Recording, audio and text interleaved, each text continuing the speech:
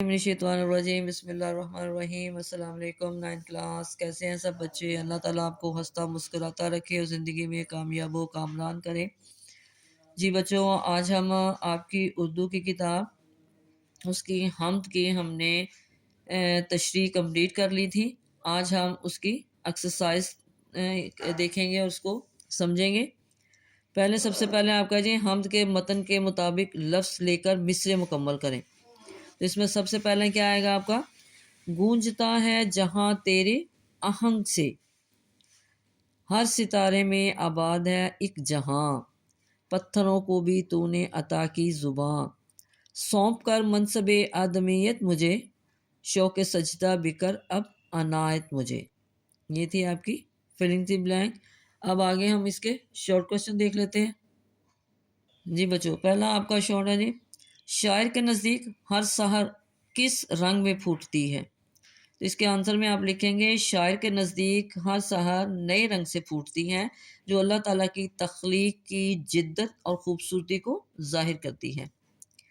दूसरा आपका है जी, ये जहां हर दम किसके आहंग से गूंजता है? ये जहां हर दम अल्लाह ताला के आहंग से गूंजता है, जो कायनात की हम आहंगी और निज़ाम को नुमाया करता है। आगे तीसरा आपका जी, हैवानात व जमादात किसकी हम्दो सना करते हैं? हैवानात और जमादात सब अल्लाह ताला की हम्दो सना करते हैं, क्योंकि वही सब मखलूक़ात का खालिक और पालने वाला है। आगे जी, अल्लाह ताला ने अपनी खिलाफत का मनसब किसे अता किया है? अल्लाह ताला ने अपनी खिलाफत का मनसब इंसान को अता किया है, ताकि वह ज़मीन पर अब उसकी मर्ज़ी के मुताबिक ज़िंदगी गुजारे। आगे जी, शायर बारी ताला से शौक़ सजदा का तलबगार क्यों है? शायर बारी ताला से शौक़ सजदा का तलबगार इसलिए है ताकि इसका सर हमेशा अल्लाह ताला की दहलीज पर झुका रहे और वह अपने खालिक का शुक्र अदा करे। जी बच्चों, आगे आपका है जी, हम्द के मतन के मुताबिक कॉलम अलिफ में दिए गए अल्फाज को कॉलम बे के मुतलका अल्फाज से मिलाएं। सबसे पहले कॉलम अलिफ में आपके हमने नंबरिंग दे लेनी है 1 2 3 4 5 6 की।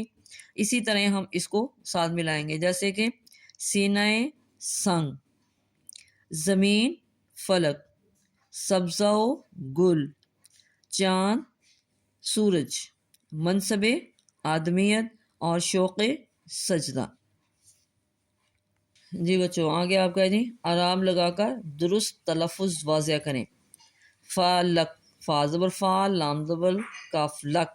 फ़ा के ऊपर ज़बर आएगी, लाम के ऊपर ज़बर आएगी, काफ के ऊपर जज़म आएगी। आगे है जी, सहर, सीन के ऊपर ज़बर, हा के ऊपर ज़बर, रा के ऊपर जज़म। जुस्तजू, जीम के ऊपर पेश, सीन के ऊपर जज़म, जुस, जीम पे सीन जुस।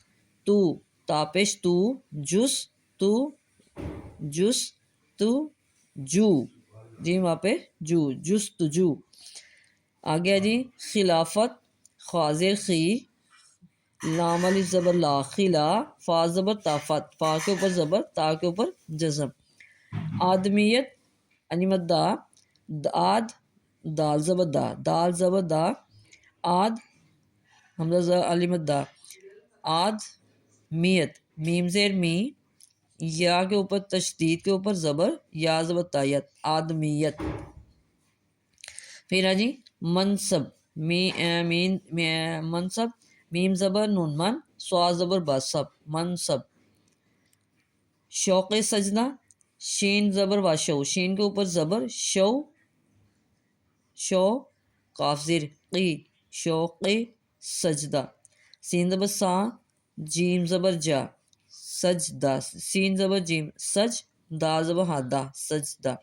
सीन के ऊपर ज़बर, जीम के ऊपर जज़म, दाल के ऊपर ज़बर और आगे ही।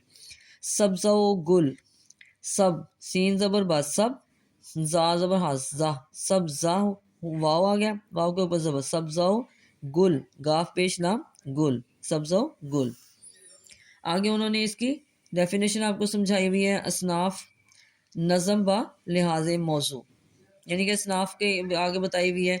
न हमद से ऐसी नज़म या अशार मुराद लिए जाते हैं जिनमें खुदाए बुज़ुर्गों बरतर की तारीफ़ व सना बयान की गई। جی، اب اس کو اس طرح سمجھنا ہے آپ نے کہ ہم سے مراد ایسی نظم یا اشعار ہیں جن میں اللہ تعالیٰ کی عظمت بڑائی اور صفات کو بیان کرتے ہوئے اس کی تعریف و ثنا کی جائے۔ حمد کا مقصد اللہ تعالیٰ کی حمد و ثنا بیان کر کے اس کی الوہیت کا اعتراف کرنا ہے۔ آگے جی، مناجات۔ مناجات اردو شاعری اصطلاح میں ایسی نظم کو کہتے ہیں جس میں اللہ تعالیٰ کی حمد و ثنا کے ساتھ ساتھ اپنا عجز و انکسار ظاہر کر کے دعا اور التجا کی جائے۔ حمد اور مناجات میں فرق یہ ہے کہ حمد میں اللہ تعالیٰ کی بڑائی بیان کی جاتی ہے، جبکہ مناجات میں بندہ اپنے پروردگار سے کچھ طلب کرتا ہے۔ جی، اس میں